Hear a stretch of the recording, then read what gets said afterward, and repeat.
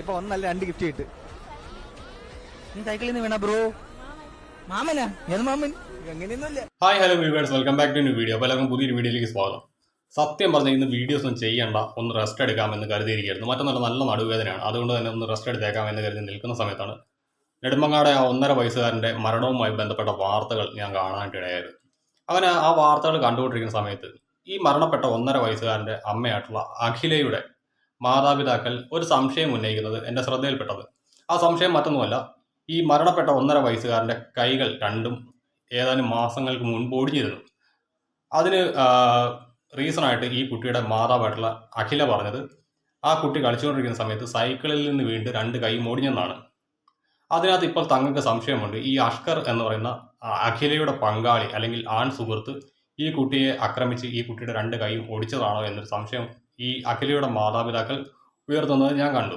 അതിനുശേഷമാണ് എൻ്റെ ശ്രദ്ധയിലേക്ക് ഈ ഒരു റീൽ വന്നു വിടുന്നത്. ഞാൻ ഇൻസ്റ്റാഗ്രാമിൽ ഇങ്ങനെ വീഡിയോസ് കണ്ടുകൊണ്ടിരിക്കുന്ന സമയത്താണ് ഏതോ ഒരു ഇൻസ്റ്റാഗ്രാം പേജിൻ്റെ പ്രൊമോഷൻ്റെ ഭാഗമായിട്ട് അവർ നടത്തിയ ഏതോ ഒരു മണി ചലഞ്ചിലോ അല്ലെങ്കിൽ ഗിഫ്റ്റ് ചലഞ്ചിലോ ഈ കുട്ടിയും അമ്മയും കൂടി വന്ന് പങ്കെടുക്കുന്നതായിട്ടുള്ളൊരു റീലായിരുന്നു ഞാൻ കണ്ടത്. ആ ഒരു റീലിനകത്ത് പറയുന്നുണ്ട് ഈ കുട്ടി സൈക്കിളിൽ നിന്ന് വീണ്ടാണ് കൈ ഒടിഞ്ഞിരിക്കുന്നതെന്ന്. അന്നേരം ഞാൻ ആ വീഡിയോ ഒന്ന് ശരിക്കും പരിശോധിച്ചു. നോർമലി ഒരു വ്യക്തി, അതിപ്പോൾ 1.5 വയസ്സുകാരനായിക്കോട്ടെ, ഒരു 60കാരനായിക്കോട്ടെ, അങ്ങനെ ഒരാൾ വീഴുമ്പോഴത്തേക്ക് സ്വാഭാവികമായിട്ടും 2 കൈ മാത്രമായിട്ട് ഒടിയുമോ എന്നൊരു സംശയം എനിക്ക് തോന്നി. കാരണം വീഴ്ചയാണ്, വീഴുന്ന സമയത്ത് നമ്മുടെ ശരീരത്തിൻ്റെ പല ഭാഗത്തും പരിക്കുകൾ സംഭവിക്കാം. അങ്ങനെ യാതൊരു തരത്തിലുള്ള പരിക്കുകളും ഈ കുട്ടിയുടെ ശരീരത്തിൽ വേറെ എങ്ങും കാണുന്നില്ല. ഈ 2 കൈ മാത്രം ഒടിഞ്ഞിരിക്കുന്നു. സ്വാഭാവികമായിട്ടും അഖിലയുടെ മാതാപിതാക്കൾ സംശയിച്ചതിനകത്ത് കാര്യമുണ്ടെന്ന് എനിക്കും തോന്നി. പക്ഷെ എന്നെ അതിശയിപ്പിച്ചത് മറ്റൊന്നാണ്. എന്തുകൊണ്ട് അഖിലയുടെ മാതാപിതാക്കൾക്ക് തോന്നിയ ആ സംശയം അന്ന് ഈ കുട്ടിയെ പരിശോധിച്ച ഡോക്ടർമാർക്കുണ്ടായില്ല.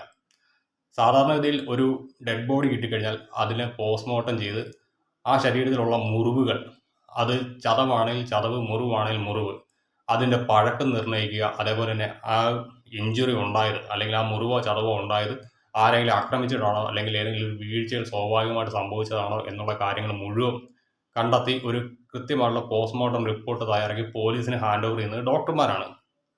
അങ്ങനെയുള്ള ഡോക്ടർമാർക്ക് ഈ കുട്ടിയെ പരിശോധിച്ചപ്പോഴത്തേക്ക് ഈ ഒരു സംശയം തോന്നിയില്ലേ എന്നെനിക്ക് ഇപ്പോഴും വിശ്വസിക്കാൻ പറ്റുന്നില്ല.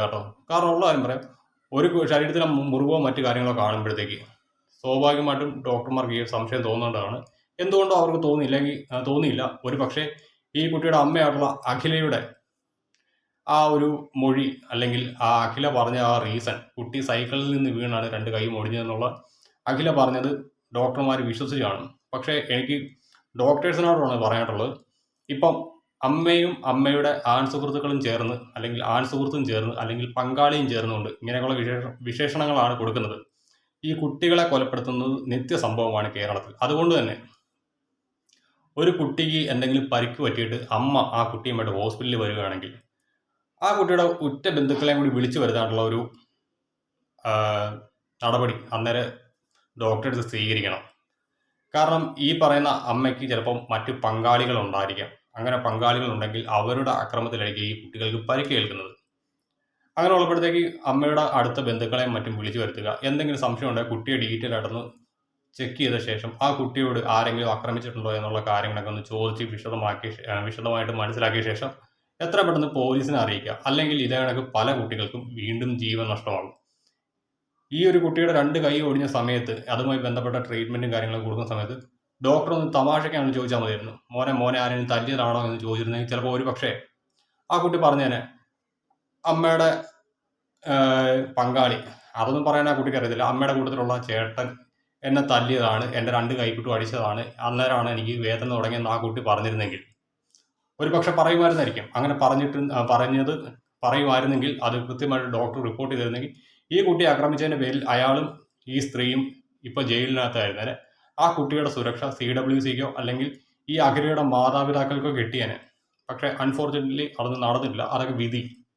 അതുകൊണ്ട് തന്നെയാണ് പറയുന്നത്, ഇനി ഇത്തരത്തിലുള്ള സംഭവങ്ങളിൽ മാതാപിതാക്കൾ ഒന്നിച്ചല്ലാതെ മാതാവ് മാത്രം ഒരു കുട്ടിയുമായിട്ട് വരുന്നുണ്ടെങ്കിൽ ട്രീറ്റ്മെൻറ്റ് തേടി ആ കുട്ടിക്ക് എന്തെങ്കിലും ഗുരുതരമെന്ന് തോന്നിക്കുന്ന തരത്തിലുള്ള പരിക്കുകളോ മറ്റു കാര്യങ്ങളോ ഉണ്ടെങ്കിൽ കൃത്യമായ രീതിയിൽ പോലീസിനെ ഇൻഫോം ചെയ്യുക. കുട്ടിയോട് കാര്യങ്ങൾ ചോദിച്ച് മനസ്സിലാക്കിയ ശേഷം പോലീസിനെ ഇൻഫോം ചെയ്യുക. അങ്ങനെയൊക്കെ നമുക്ക് ഈ ഇത്തരത്തിലുള്ള കുറ്റകൃത്യങ്ങൾ തടയേണ്ടി വരത്തുള്ളൂ.